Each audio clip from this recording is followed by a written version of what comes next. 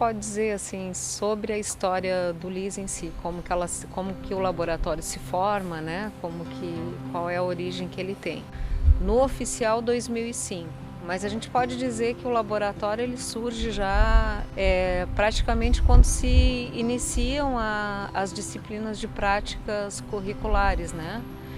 Imagem e som e patrimônio cultural. O laboratório ele está vinculado essencialmente às disciplinas de prática curricular, imagem e som, e onde se fez então as primeiras experiências com essas linguagens aplicadas ali ao campo o que se chamava os campos de estágio, né?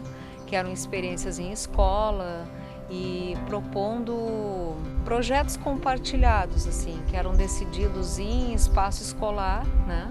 E que se tentava problematizar ou entrar didaticamente de uma outra forma que motivasse tanto professores e alunos das escolas como os próprios alunos então do curso em formação na UDESC, né? O curso de História e Informação. Então, assim, dentro dessa perspectiva, existia ainda na FAED antiga o que a gente diz que é, de uma certa forma, o embrião ali do LIS, né? Que é o Núcleo de Estudos Históricos. Eu, nesse período, em 2004, eu era coordenadora desse núcleo.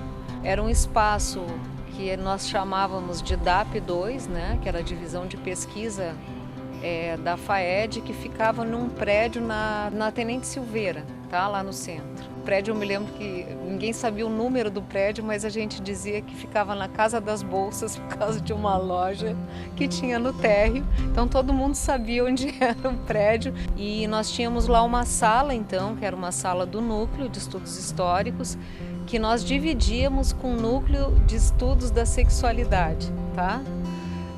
Então era um espaço, praticamente todo o espaço de pesquisa, né, e de ensino que existia no departamento de História à época, né, acontecia ali, toda a parte da pesquisa e tal. E quando as práticas surgiram no curso, eu tinha um aluno muito interessado em tecnologia, que era o Alan Carlos Guedini.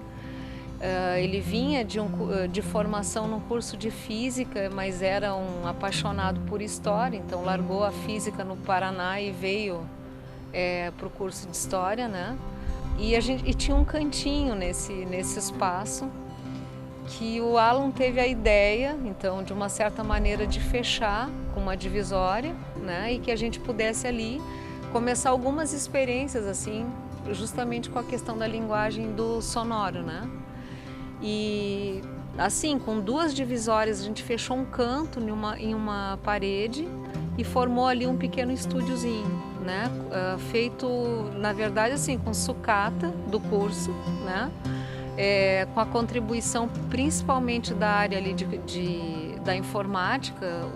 Existia um técnico na época que era o Luiz Henrique, que nos passou uma série assim de o que estava obsoleto em outras áreas a gente remontava no LIS. Então foi assim com um computador que a gente usou como uma espécie de um provedor na época, e se fez uma primeira experiência ali de rádio online que a gente chamou de Rádio Né, porque era a rádio do Núcleo de Estudos Históricos, né? Essa rádio, quando a gente trocou de prédio, quando se veio então da FAED antiga para a nova FAED aqui no Campus 1, então, ela virou Rádio LIS, né? Então ela funcionou nesse formato online junto dos campos de estágio nas várias escolas. Tinha um padrão que era mais ou menos o seguinte: nós levávamos o software, né? E implementava esse projeto de rádio dentro das escolas, integrava isso pelas escolas através de blogs, né? E se tinha uma espécie de uma cadeia de rádio integrada no campo de estágio dessa maneira, né? Então isso é uma das primeiras experiências ali de linguagem, né, e sonora, assim, que foi sendo feito. A rádio ela atua em vários momentos, assim, momentos comemorativos da FAED, por exemplo, a despedida. A gente fez programas de despedida da FAED antiga e de recepção à FAED nova, né?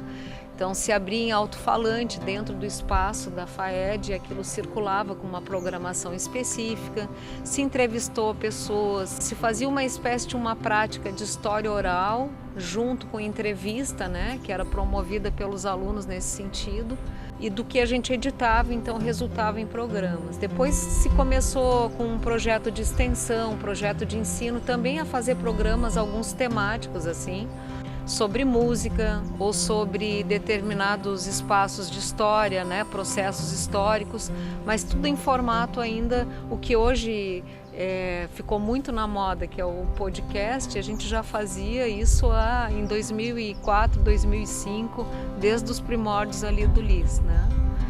E o LIS tinha uma coisa aí que era muito legal, que era entrar com a tecnologia, com software livre, né?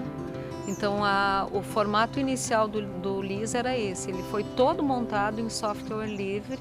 A gente deu oficinas sobre isso, inclusive na época, e aí por contingências assim, de praticidade do curso e do trabalho com as turmas, né, a gente acabou entrando num padrão que de uma certa forma era mais confortável dentro da universidade, né? E aí se aderiu ao convencional, Microsoft e outros produtos, né? Mas a nossa proposta era justamente um processo de criação mesmo, né? Que surgisse dali. Essa é a origem, tá? A história do LIS, essa é a origem montada ali. Um projeto assim que começou pelo NE, pelas disciplinas de práticas, então, que eu mencionei, junto com a professora Bárbara Guise ali no início, bem nesse início, né?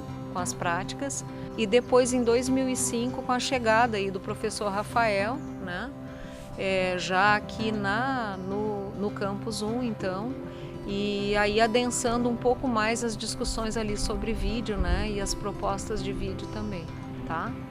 Então é isso.